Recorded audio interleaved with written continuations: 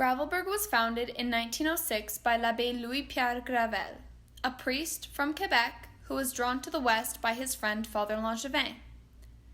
Father Gravel wrote to his brother Émile, who was only 23 at the time, telling him they should go west to do useful and good work. When they arrived in the area, they found French-Canadian pioneer squatters. The father left Émile in Gravelbourg and told him to build a house and to study the ways of the West. Father Gravel then went back east in order to talk to potential settlers, the Canadian Post Office, and most notably, his friend Wilfrid Laurier. When Saskatchewan became a province in 1905 and the Dominion Lands Office was opened in Moose Jaw, an influx of immigrants came to start new lives in the new, promising province. When the French, Belgian, and Quebecois presented themselves in Moose Jaw, the Father Gravel would encourage their settlement in this area, as their language would live in Gravelbourg. Who were the Gravels? They were a family of 14 children, 7 of which would establish homes in Gravelbourg and become an immense influence on the town we have today. After the arrival of the Gravels, other French elites arrived in the area. In 1913, Father Gravel called upon his brother, Émile, to settle in Gravelbourg, as the region needed a lawyer and a judge. As families grew and more settlers came to the area, there was a need for doctors. Father Gravel called upon his brothers, Henri and Maurice, who moved west and started a practice. Henri settled in Pontex and Maurice in Gravelbourg. They were both doctors. Dr. Antoine J. Soucy, a doctor here from 1914 to 1950, was born in 1889 in Cacouna, Quebec, to a farmer and a teacher. Dr. Soucy started his medical studies in 1909. He then became a military doctor for the 17th Regiment of the Infantry. He later was promoted to captain in 1911.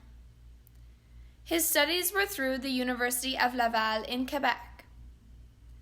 In 1913, he finished his medical studies and was recruited by the Archbishop Mathieu, who transferred him to the Gravelbourg area.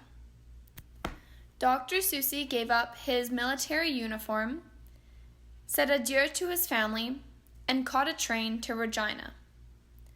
On his way to Gravelbourg, the doctor made many lasting acquaintances, such as with the Bouvier family, and many people who were living in Mayron at the time.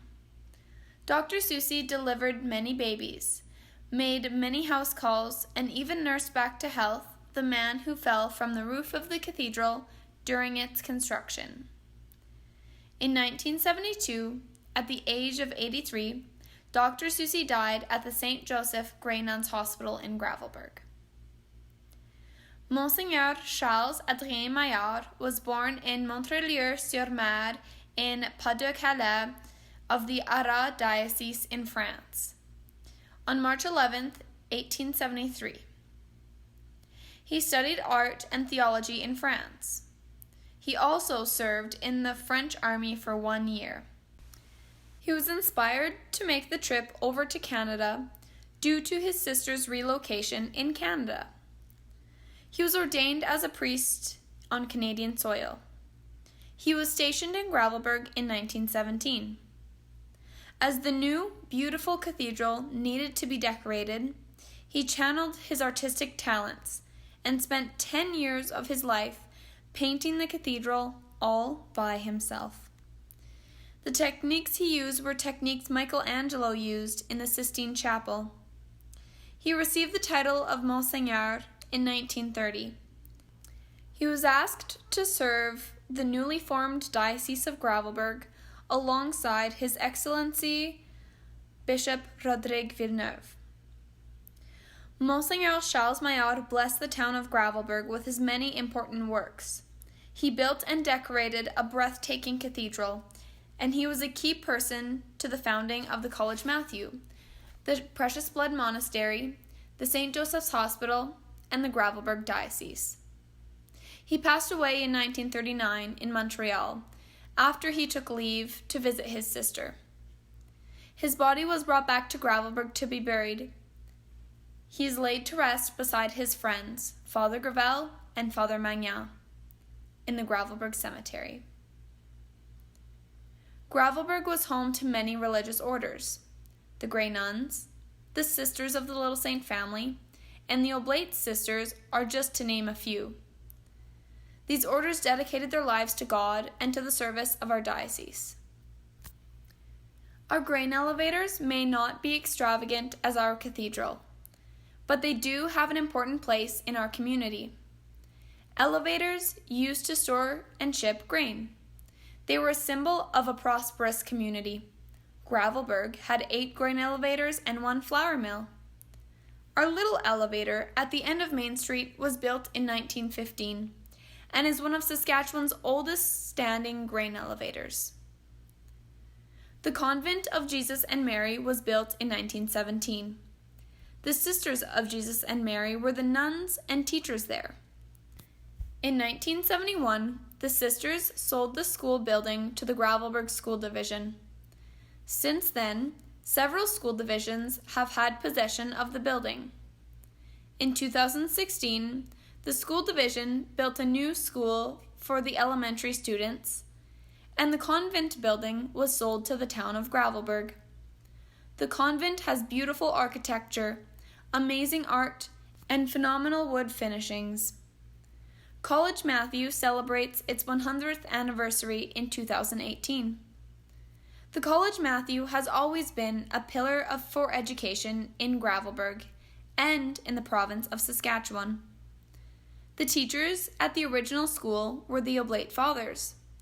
They gave a solid French Catholic learning for the boys who attended the school. The original building burnt to the ground in 1989.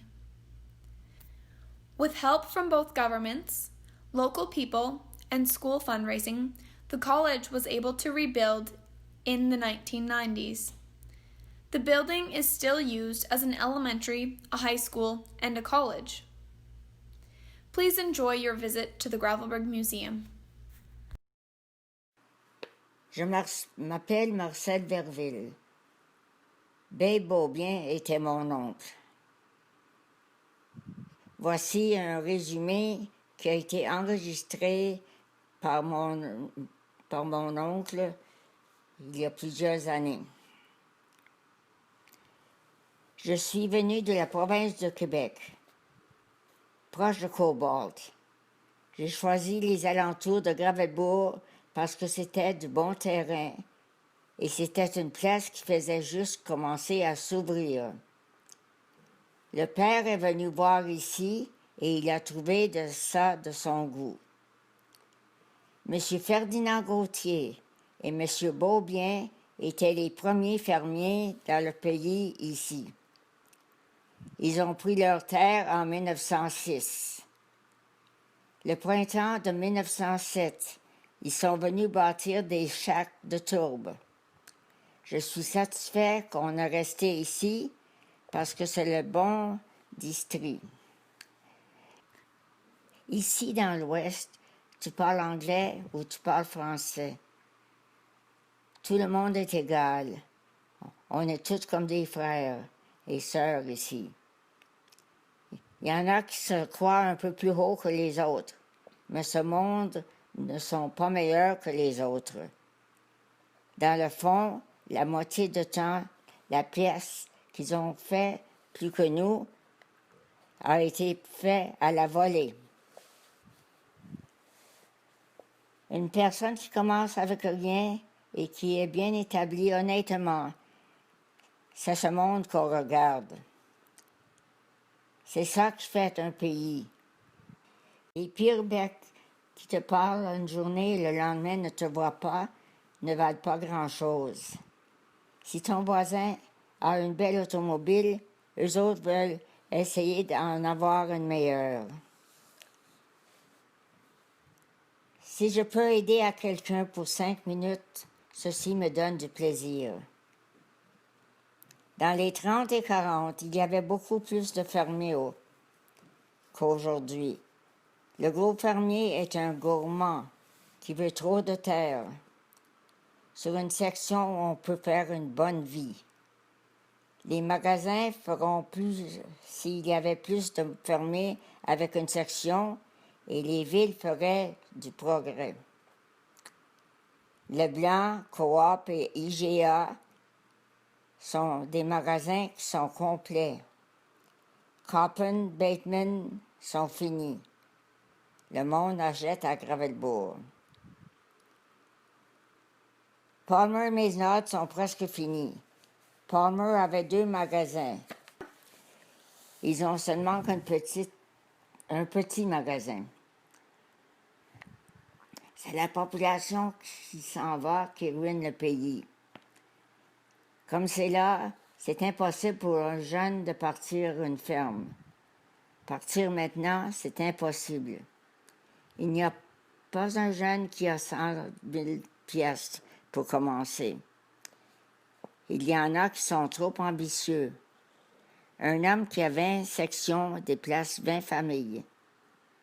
Ces familles s'en vont aux villes.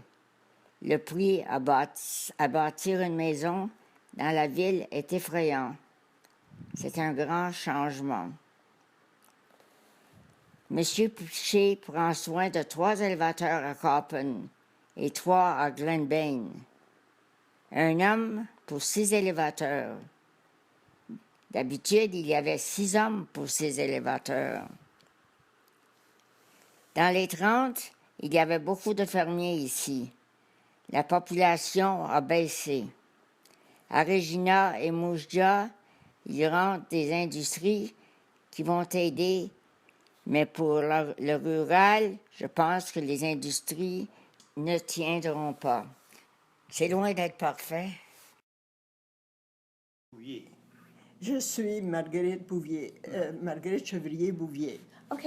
OK, puis je vais lire le restant. Oui. Je suis venue à Gravelbourg en 1917 pour être fermier. On a commencé à fermer à Moujja en 1911 jusqu'à 1917. C'était tous des Anglais par là et ma mère voulait s'établir où il y avait des Canadiens français. Alors, on est venu à Maisonneuve, proche de Gravelbourg. Avant tout, on a venu de l'Ontario. On a entendu de Gravelbourg parce qu'on avait des relations ici.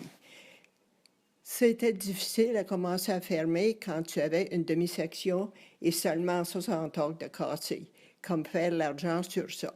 On avait seulement un petit chac. Mon père est mort et avait 2 ans, 5 mois qui prenait soin de la terre. Ma mère était veuve pour 2 ans et après ça, elle s'est mariée. Je ne me contentais plus de rester là, alors j'ai acheté une terre à moi, 1 mile de chez nous.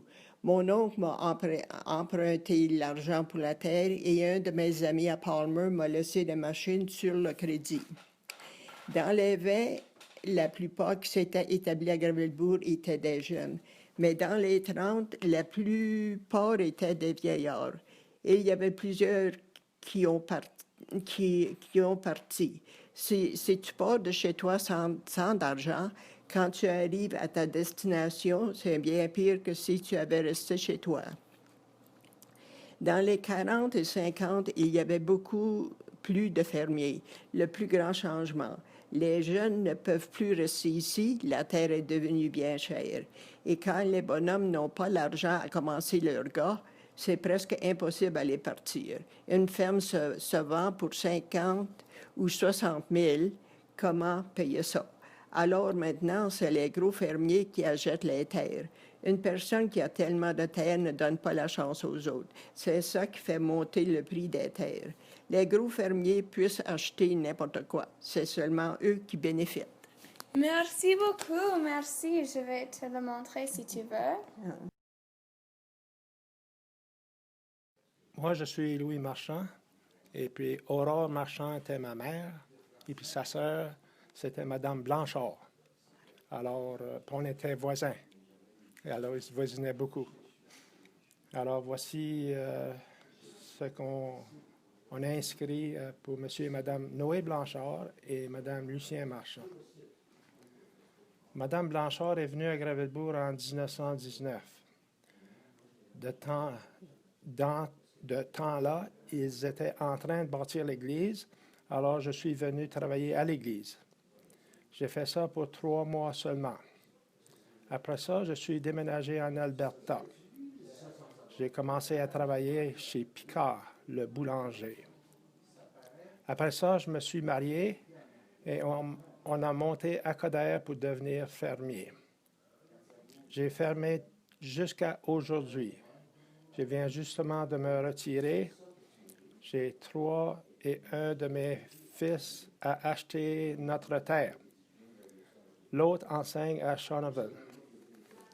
J'avais de la parenté à Coderre. J'ai pris un emploi à Gravelbourg parce que j'ai toujours travaillé sur les fermes dans l'Ouest. On a commencé sur un homestead. Pour cultiver, on employait une charrue. On cassait 5 heures par jour. Il fallait qu'on ramasse des roches. On vivait dans une maison qui était 12 pieds par 20 pieds. Dans ce temps-là, il y avait beaucoup de magasins, mais on ne dirait pas autant de maisons. C'était pas avancé comme aujourd'hui. Il y avait aussi beaucoup de sloughs.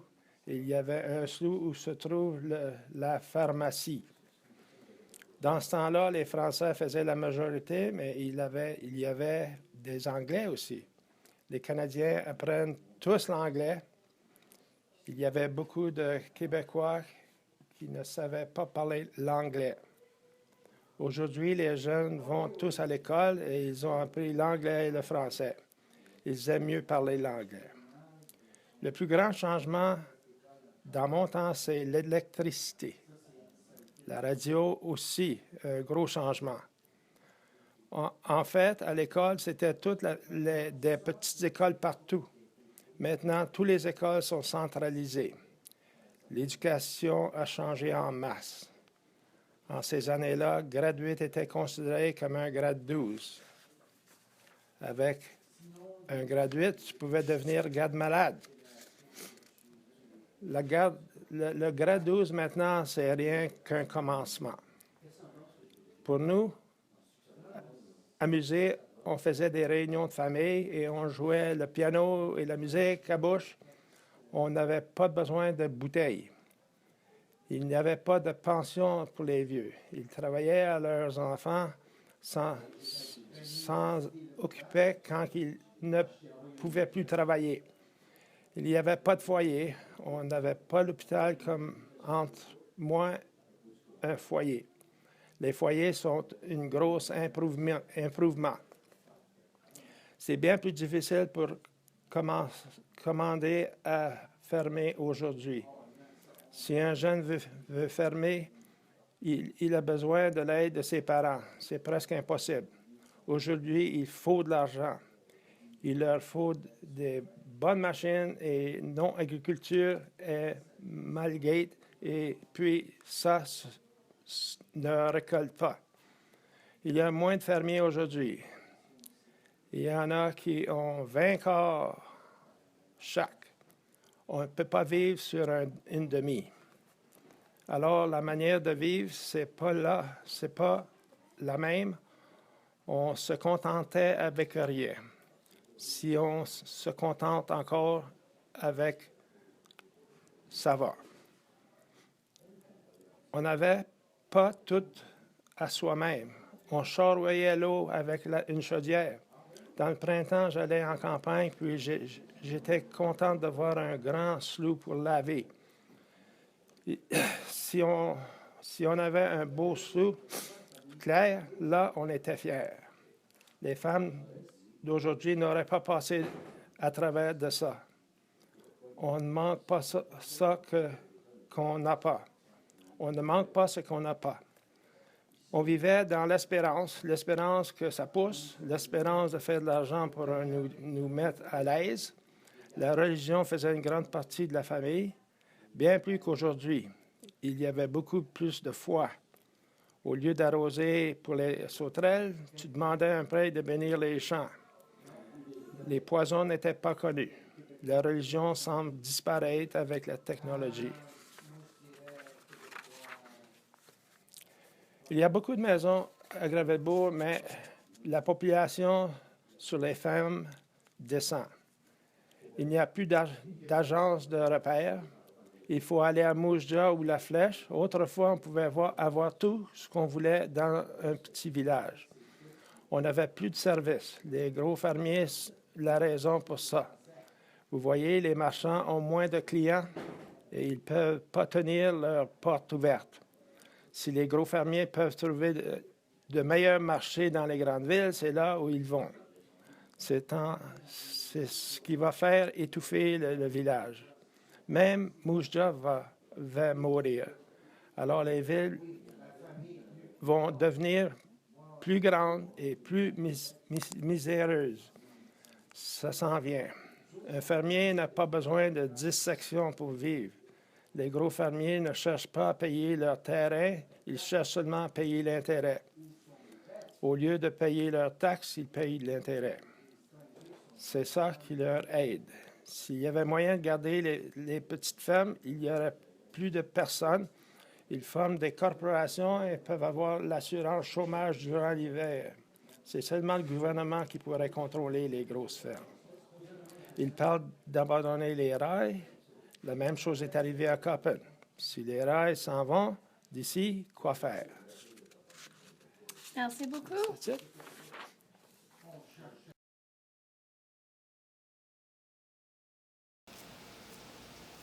Oui.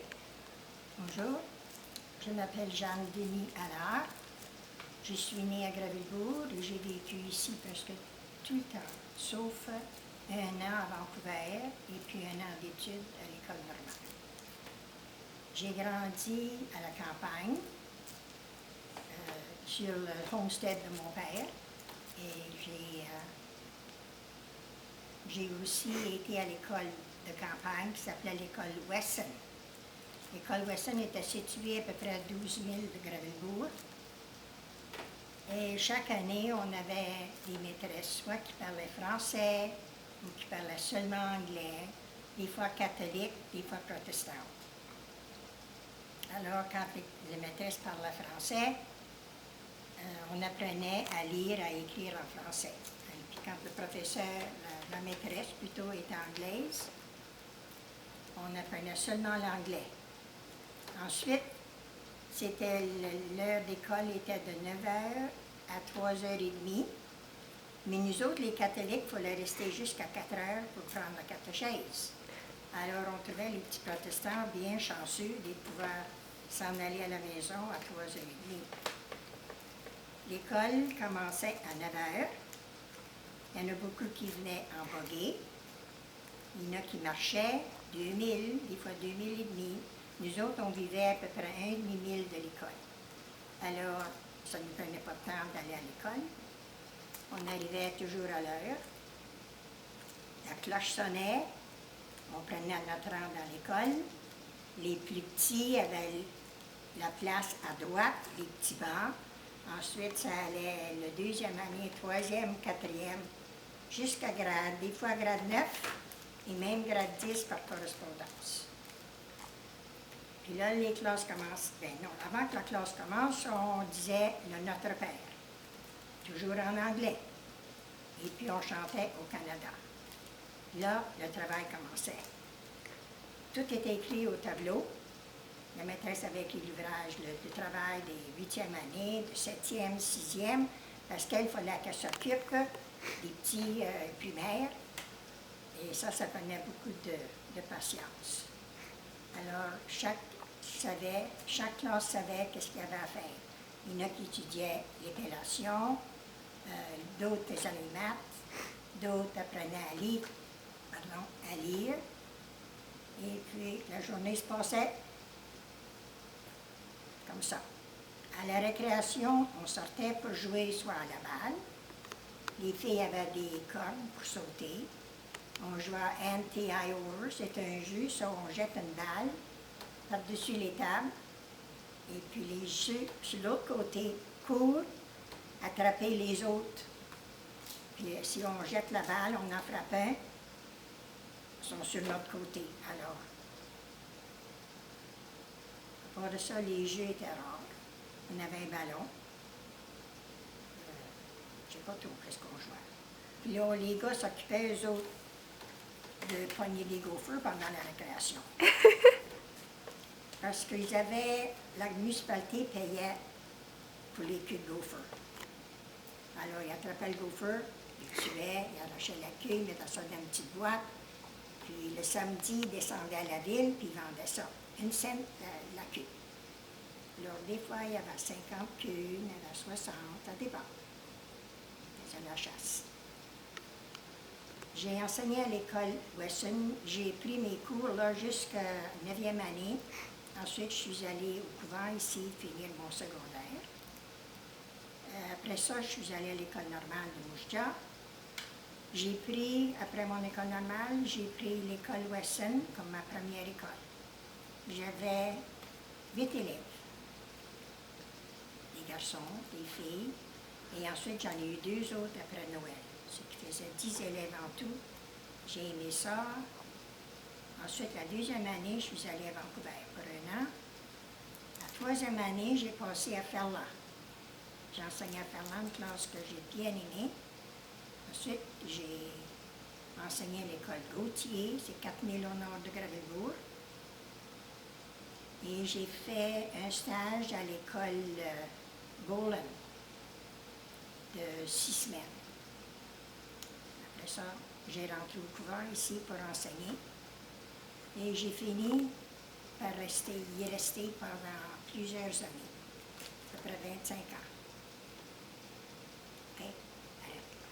C'est une basinette que ma mère a apportée de l'Est en 1913. Oh, vraiment? Quand elle est venue, oui, s'établir dans l'Ouest. Elle avait 3 enfants, puis il y avait ce petit lit-là. On a tous été élevés là-dedans.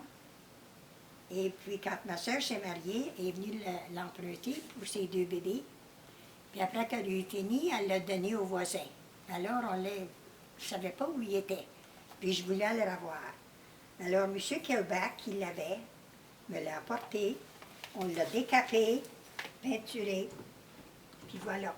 Puis ma petite fille, Chloé, alors, l'a eu en 1990. Oh, mais c'est génial. Oui. Ça, c'est... M. Pinsonneau avait ça, ces affaires-là, puis c'est lui qui nous a donné ça, les 2, pour le mettre là. C'est joli. Puis ça berçait. Hey. Ben, merci.